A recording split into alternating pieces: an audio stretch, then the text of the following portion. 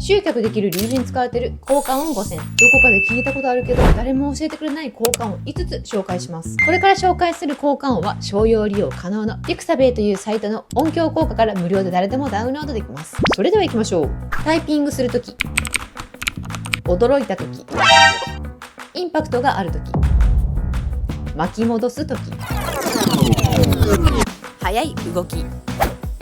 ちなみにこのサイト、本当に効果音が豊富すぎるので、普通にスクロールしてたら時間が解けてしまいます。その時は上の検索欄で YouTube や効果音って調べてみると、使える効果音がどんどん出てくるのでチェックしてみてね。